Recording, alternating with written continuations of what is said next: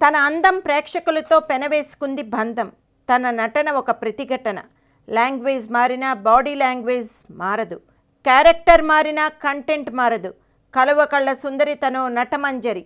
South నాట ప్రతి నోట వినిపించే ధ్వని తానే ప్రియమణి. తను చాలా అల్లరి పిల్లట. ప్రియమణికి ఒక వింత అలవాటు ఉందిట.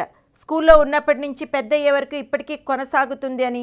తనకు ఎవరు నచ్చకపోయినా, ఫర్ ఎగ్జాంపుల్ స్కూల్లో టీచర్ నచ్చకపోయినా, సెట్లో ఆర్టిస్ట్ నచ్చకపోయినా, ఇంటర్వ్యూ చేసే జర్నలిస్ట్ నచ్చకపోయినా వాళ్ళ కూర్చునే సీట్లో గమ్ వేస్తుందిట.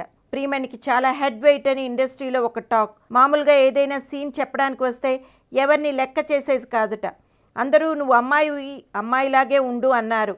ఆ అమ్మాయికి అసలు సిగ్గే లేదు అన్నారు. మగాళ్ళు ఒట్టివ మాయగాళ్ళు అనే పాటని ఫస్ట్ టైం పూరి గారు ఆఫీస్లో ఆలీ ప్రియమణి పూరి గారు విన్నారట. ప్రియమణి గారికి ఒక వింత అలవాటు ఉంది. తన కాస్ట్యూమ్ని తానే పెట్టుకోవాలని డిమాండ్ చేస్తుందిట. ఈ విషయంగా ఒక ప్రొడ్యూసర్ కంప్లైంట్ కూడా ఇచ్చారట.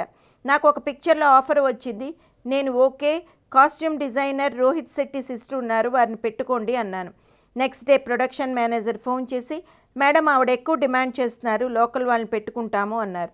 I said okay. కానీ ఆ తర్వాత ఇలాంటి న్యూస్ స్ప్రెడ్ అవ్వడం చాలా బాధాకరం. ప్రేక్షకులకు స్క్రీన్ మీద చూసేది మమ్మల్నే, తెర వెనుక జరిగిన విషయాలు ముఖ్యం కాదు. సో మా dressing is so very important అన్నారు. తరుణ్కి ప్రియమణికి మధ్య ఏదో ఉందని ఒక గాసిప్ ఇండస్ట్రీలో వైరల్ అయింది.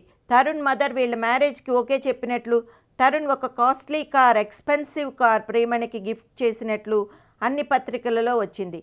ప్రియమణికి ఈ విషయం వెంటనే చాలా కోపం వచ్చిందట. నాన్ సెన్స్, గాసిప్లు చేయకండి, ఒక మ్యాగజైన్ సెల్ చేయడానికి ఇలాంటి వార్తలు రాయకండి అని టెలిఫోన్ లైవ్లో చెప్పిందిట. మా నాన్నగారు అప్పుడు చెప్పారు, నువ్వు రియాక్ట్ అవ్వకు, రియాక్ట్ అయితే అది నిజం అనుకుంటారు అన్నారు. జగత్ బాబుతో 4 సినిమాలు చేశాను, ఆయనతో కూడా నన్ను జతకట్టి చాలా కథలు అల్లారు. Now Priyamani is already engaged with Mustafa Raj. వాళ్ళ మ్యారేజ్ త్వరలోనే ఉందట. So all the best Priyamani. ఎంగేజ్మెంట్కి ముందు మేమిద్దరం టర్కీ వెళ్ళి చాలా ఫొటోస్ తీసుకున్నాము. అవి నా ఇన్స్టాగ్రామ్లో పోస్ట్ చేసిన తర్వాత పబ్లిక్కి చెప్పాము. ఒకరోజు షూటింగ్కి వచ్చి వెళ్ళినప్పుడు ముస్తఫరాజ్ ఫోన్ చేసి మనం బ్రేకప్ అయ్యామని ఒక మెసేజ్ వచ్చింది అన్నాడు. అది ఒక కామెడీ గాసిప్. ఇలా గాసిప్లు రకరకాలుగా నాకు జీవితంలో ఎదురయ్యాయి అన్నారు ప్రియమణి.